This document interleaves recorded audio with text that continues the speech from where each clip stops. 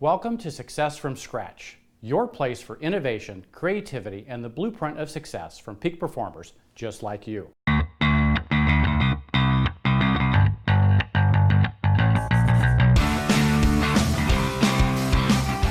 Welcome to Success from Scratch, episode number 39, and my special guest, Greg Cunningham from our Uptown office.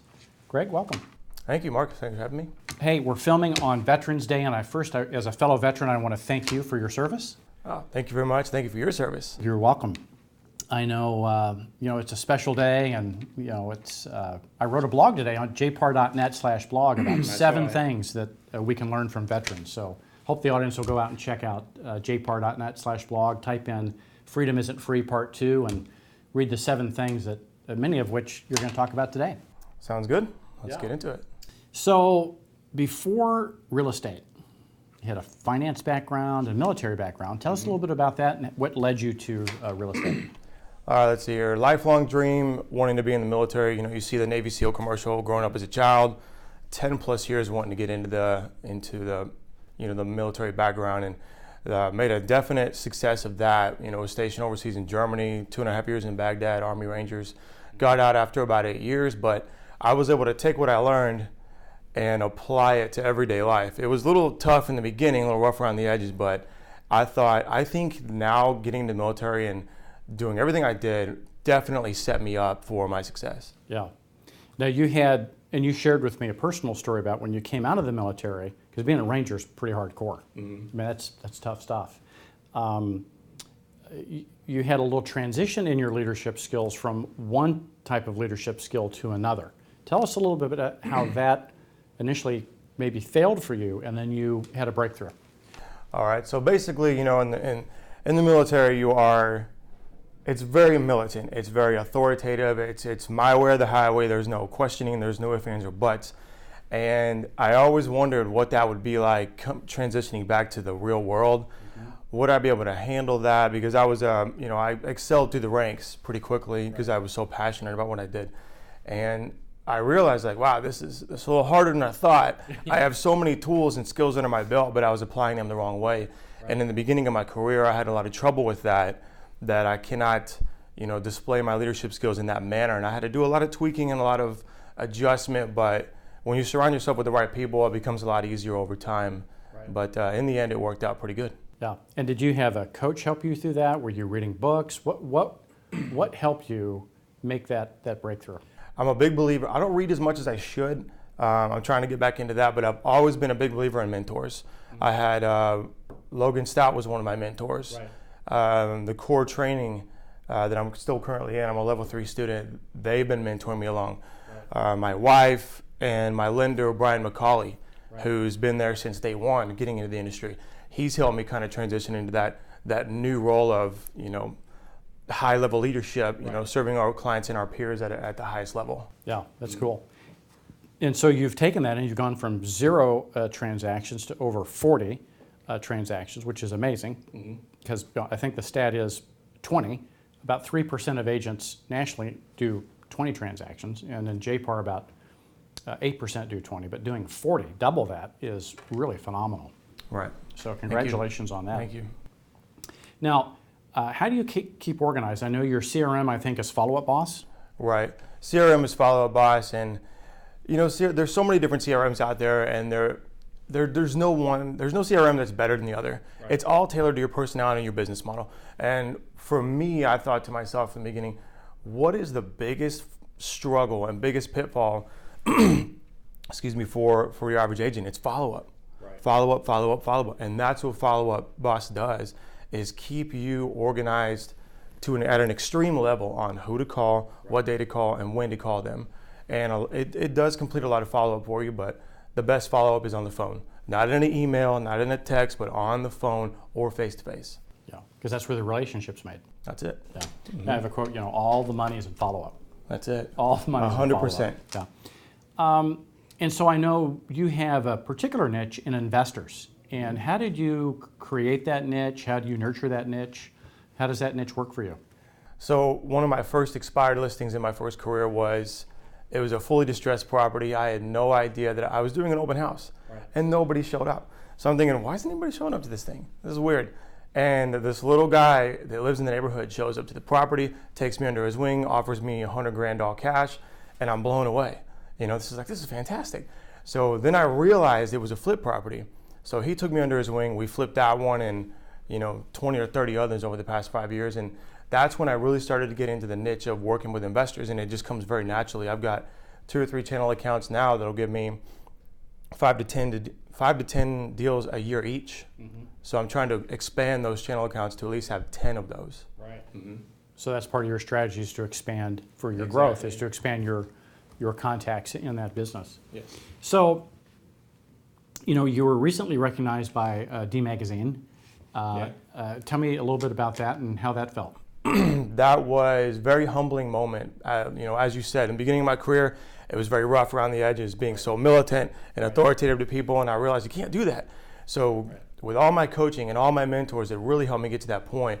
And landing in D Magazine, which you're recognized by your peers, your past clients, your sphere of influence, and the associates at JPAR, really made me realize I had made a huge turn for success. Right. And that was extremely humbling, and that was one of my biggest accomplishments. Yeah, well, congratulations. Thank you.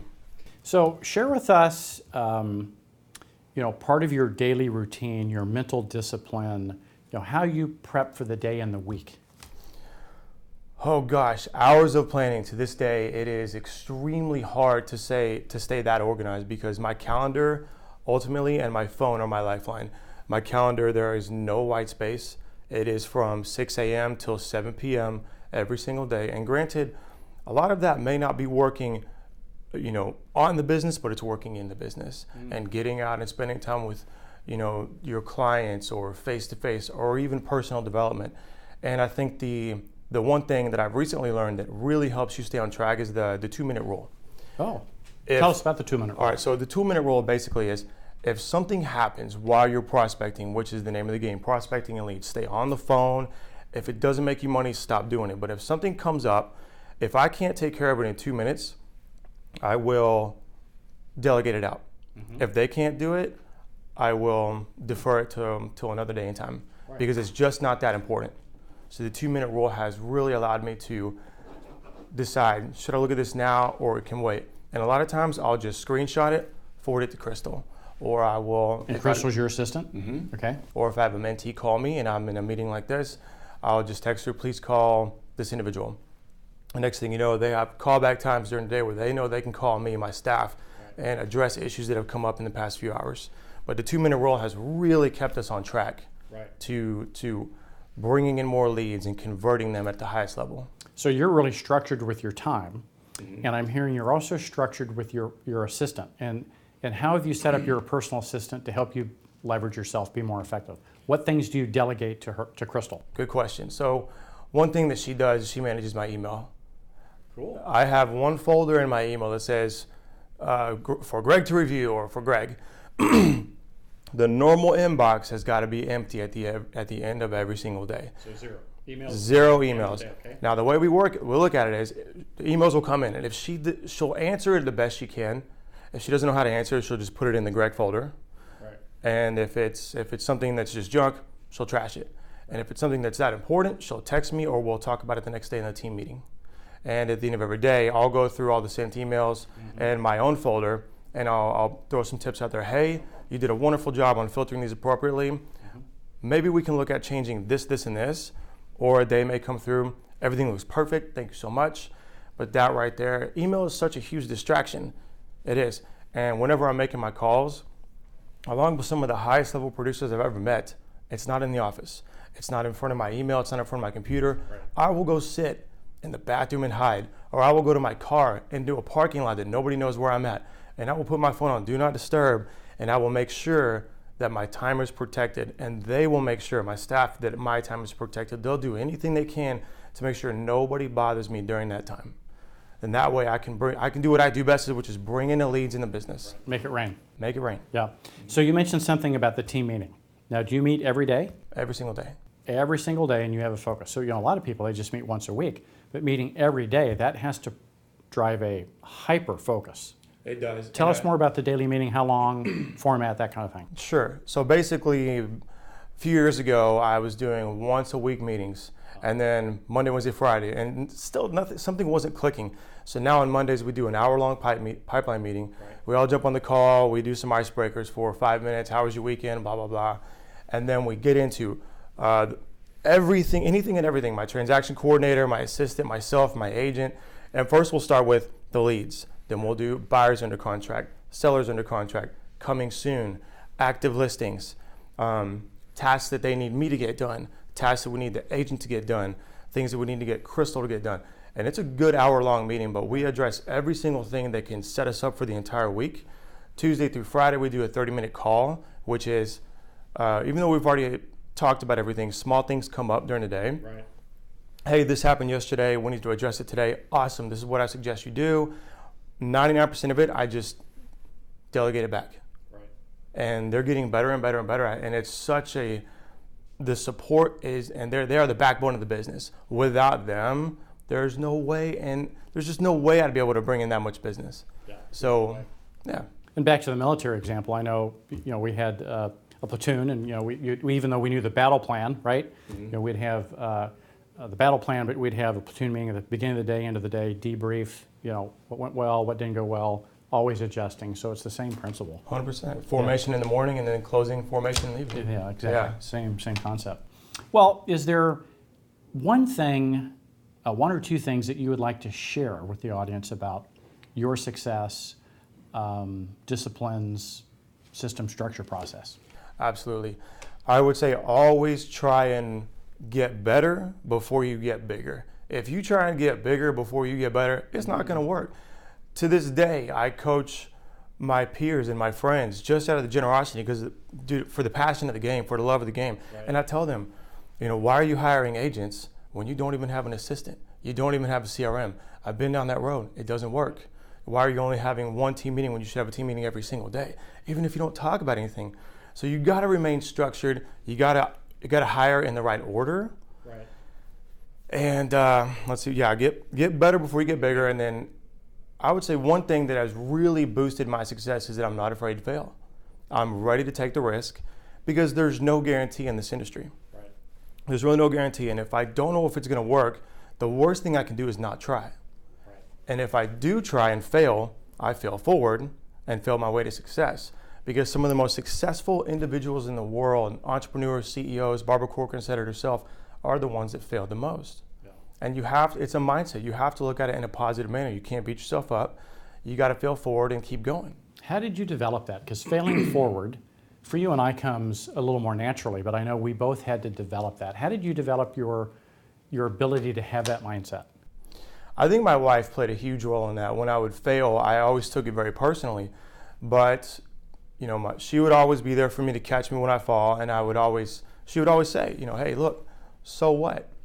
What have you lost that's really detrimental to your life? A client? Pff, who cares? Go get another one. Or a deal, whatever. Go get another deal. Right. And the moment you change your mindset and you approach your real estate career in that manner, everything comes together. Because you're going to be faced with that same challenge that you just failed at again, but this time you'll know what not to do. Yeah. And you will succeed the very next time around.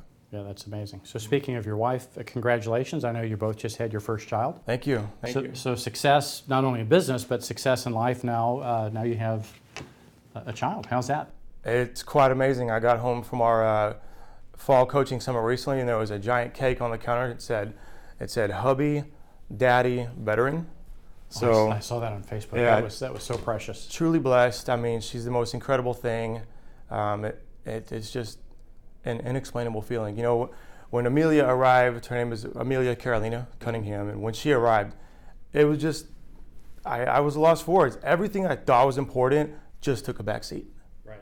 It was incredible. So we're blessed to have her. She's happy, she's healthy, and taking it one step at a time, learning how to juggle both worlds, but right. I love it. I call it the year of no sleep. The first year is the year of no sleep. Oh. So brace yourself, buddy. Yeah, it's been a while, but we've been there. Yeah. Well, it's been such a joy to have you on the show today. Any last minute thoughts before we wrap up? I would say, the market is tightening up. The market is shifting. So you've got to tighten up on your systems, your structures, your processes. You've got to remain prospecting. If you're in the office and you're typing all day long, you're losing money. If you're in the office, you're not on the phone, you're losing money. Get out there, build the relationships, and stay humble and positive while you do it. Yeah, that's awesome.